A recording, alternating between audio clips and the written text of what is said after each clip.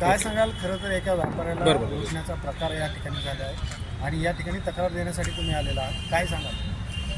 आज जो प्रकार ह्या बीड जिल्ह्यामध्ये आणि बीड शहरामध्ये दिनांक 24 रोजी आमचा एक मुंबईचा व्यापारी येथे व्यापार करण्यासाठी आला होता. पण आजसुद्धा बीडच्या पोलीस लोकांनी हे सिद्ध करून दाखवलं की हा बीड खरोखरच बिहार आहे आणि बीडचं जे नाव खराब झालेलं आहे आणि बीडला जे बिहार म्हणून संबोधलं जातं, तर ह्याच्यामध्ये प्रामुख्याने ह्या पोलीस डिपार्टमेंटच्या काही खाकी वर्दीतील गुंड लोक आहेत. ह्या लोकांनी हे आज बी सिद्ध करून दाखवलं की खरोखरच बीड हा बिहार आहे.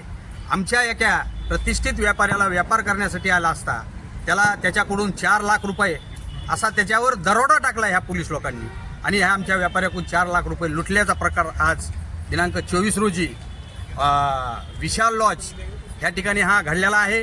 हे निंदनीय बाब आहे आणि आज आम्ही माननीय SP साहेब यांना भेटलो, निवेदन दिलं आणि ह्या तक्रारी दिल्या आणि हा जर योग्य रीतीने तपास न झाल्यास आणि ह्या भ्रष्ट अधिकाऱ्याला त्वरित निलंबित न केल्यास संपूर्ण जिल्ह्यासह मराठवाडा बंद करून सराफ स्वर्णकार फेडरेशन हे रस्त्यावर उतरणार आहे असा आज इशारा आम्ही SP साहेबांना दिला आहे. पोलीस अधीक्षकांना भेटलात, काय त्यांनी आश्वासन दिलेलं आहे तुम्हाला, काय त्यांना सांगतो? पोलीस अधीक्षकांनी आम्हाला असं आश्वासन दिलं की बाबा आम्हाला थोडाही पुरावा सापडला तर आम्ही त्याच्यावर तात्काळ कारवाई करू आणि त्याला निलंबित करू.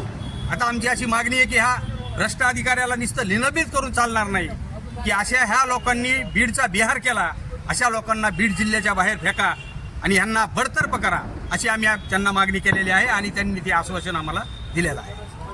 ओके.